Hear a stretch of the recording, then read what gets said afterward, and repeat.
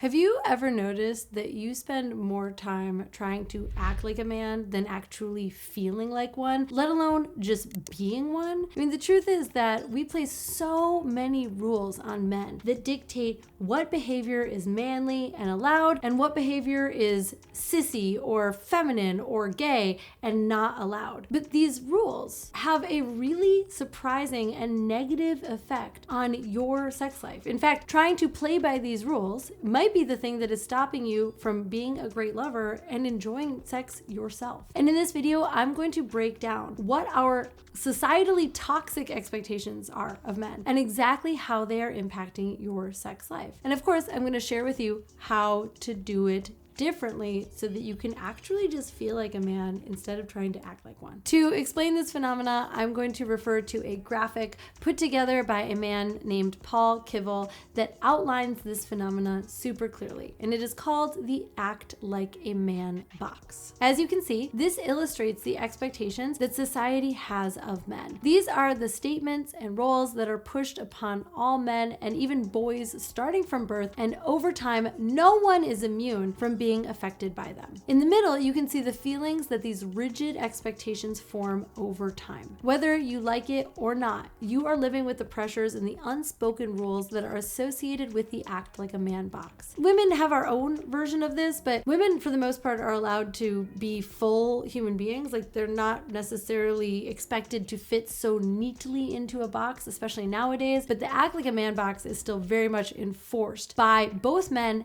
and women. And if even on the surface you don't agree with the rules that are put in place by this box, chances are that they also have seeped under your skin. They exist inside of you still. And in this video, I'm going to help you identify how it is so that you can free yourself from them. But first, let's talk about what this has to do with your sex life. You see, many of the characteristics and feelings listed in the box are actually the opposite of what you need in order to have a deep and satisfying sexual connection with a woman, or for that matter, with yourself. By the rules of this box, men are meant to be tough and in control. They're meant to hide their vulnerability. They're meant to never express their emotions. They're meant to suppress their feelings of fear, sadness, and inadequacy. They're meant to be dominant both in and out of the bedroom, and they are taught that their value is tied to their sexual performance. They're meant to always want sex and leave little room for any sort of emotional complexity. And you can probably already see all of the ways that this negatively affects you and your relationships to women. Not to mention all of the ways in which it limits you from being a full, rounded, holistic human being who has feelings, tender spots, emotions, is vulnerable, has all of these things. That's why it's called a box, because you can get trapped in it. All right,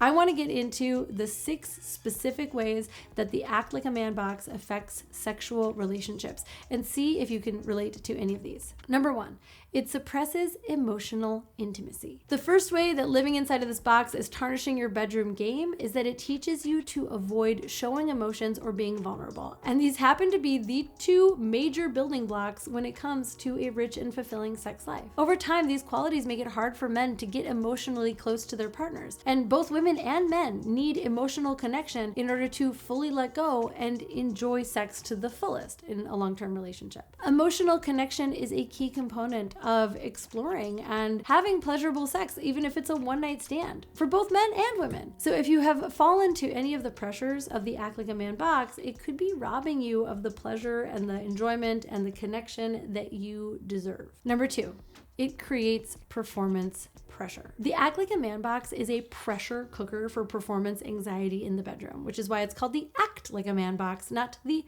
Be a Man box, because this is an act. The characteristics and expectations in this box put all of the emphasis on performance and none of what really makes sex good, and by the way, allows you to last longer and get harder and all that, which is connection. Our societal expectations of men dictate that a man must be dominant and powerful and capable of satisfying their partner every single time. This model equates masculinity to a machine, a robot with unstoppable stamina and complete sexual control, which is so ironic because actually it gets in the way of you having stamina men control. Putting too much pressure on the performative aspects of sex stops men from truly being present with their partners, and it also stops them from being present with their own bodies, which is what it takes to overcome premature ejaculation or erectile dysfunction or delayed ejaculation. The pressure to perform puts the focus on the outcome. It stops you from actually getting to the important thing, which is the pleasure that both partners experience along the way. Number 3, it reinforces unhealthy partner dynamics. The Act Like a Man box messes with your sex life by getting in the way of your partnership. Based on the values of the box, a man always needs to be guiding the sexual experience. He always needs to know what to do, what he wants, and how to get what he wants from women. Many of us do enjoy a bit of dominance, and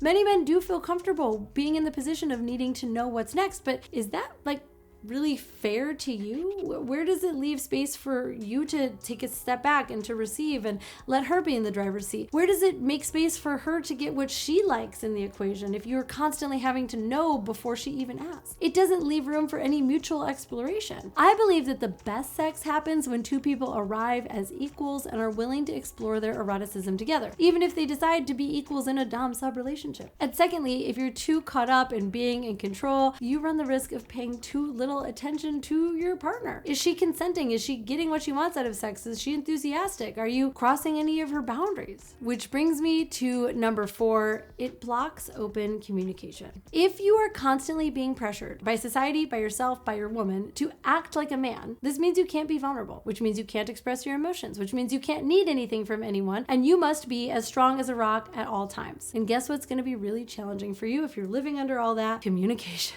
And guess what is the foundational bedrock of every healthy and satisfying relationship, both in and out of the bedroom? You guessed it. Communication. Good sex requires communication. It requires vulnerable conversations. You need to be able to talk about preferences, boundaries, consent, fantasies, emotions. You need to be able to give and receive feedback. These conversations require both partners to open up and expose themselves emotionally, which is pretty much the antithesis of what the Act Like a Man box dictates. And if you're being pressured to know everything and to be in total control when it comes to sex, you're going to be a lot less likely to get curious, to ask questions, to receive feedback. If you're not setting yourself up for that, you're probably not having open conversations. And this itself could be stopping you from having the amazing sex that you deserve to have. And number 5, it stigmatizes sexual struggles. Men who are feeling trapped inside of the Act Like a Man box often feel shame around anything that is not going 100% how it's supposed to go, according to the box, inside of their sex lives. Whether that is erectile dysfunction, low libido, premature ejaculation, or any other thing that you might feel insecure about, the Act Like a Man box equates a man's sexual performance with his self-worth, and that is a ticket to low self-esteem. Again, this way of thinking places the focus of sex onto performance, and if you fail to perform, then you fail as a sexual partner. Once you break out of this limited way of thinking and put the emphasis back onto connection and pleasure, you'll be able to see that there actually isn't a way to fail at sex. There are lots of ways to get better and to enjoy it more, but if you are exploring your partner's pleasure, and if you're open and you are curious with them, then you will realize that there are a billion ways to get sex right and to enjoy it. Which brings me to number 6. The Act Like a Man box limits mutual pleasure. There's a funny thing about the values in this so-called box and the emphasis that it puts on performance, in that it reinforces the idea that men should focus on their own pleasure. You see, the kind of thinking that this box espouses actually stops men from exploring the softer, slower, and more connected side of sex, which is something that appeals to many women, but more importantly, also appeals to many men. They might not actually know it because maybe you've actually never experienced it or given yourself a chance to experience, but many men actually are far more sensitive, and I mean that physically and emotionally and energetically, than they even allow themselves to acknowledge that they might be. And that is the root of so many of the challenges that men face in bed, again, from premature ejaculation to delayed ejaculation. What happens is that when you're trying to fit into this box, it prevents you from actually getting curious in the bedroom, which is actually the best way to find out how you and your partner experience satisfaction. Once you break out of this box,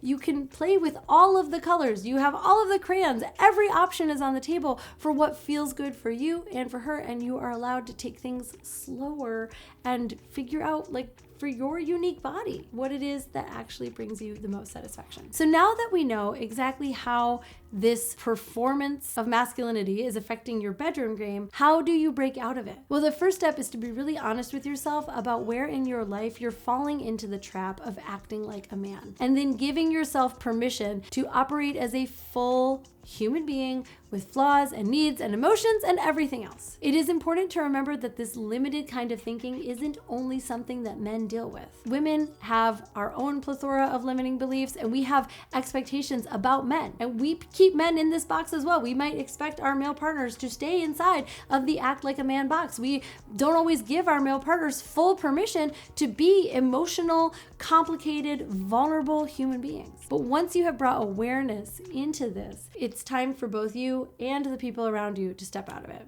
And here's how. Number one, embrace vulnerability. Vulnerability is not a gendered thing. It is a human thing. I personally, and I think I speak for most women here when I say we love a vulnerable man who is in touch with his emotions. Practice getting curious about your vulnerable parts and sharing them with others. Once you've gotten to a place within yourself where you accept that you have emotions and desires and fears, and that is just part of the human experience, then open yourself up and share them with your partner. This should foster closeness between the two of you as long as she is a safe partner for you to connect with. This should allow your connection to deepen, and that deeper connection should lead to more heat in the bedroom. Number two, redefine masculinity. You get to define what your version of masculinity looks like. It is great to want to be strong, but can we expand our definition of strong beyond just like muscles? What if we equate strength with having emotional intelligence so that you can be there for your partner or that you can raise your kids? What if we redefine confidence as not being afraid to be vulnerable? What if we redefine taking charge as being the first person to open up and say the thing that needs to be said? I would say that these are all actually very masculine traits. They're just stripped of the expectation that comes with the act like a man box and the pressure to stay inside of the box. Number three, open up communication. Get yourself out of the box by talking about the box. Seriously, talking actually will help you to move through so many things. Relationship issues,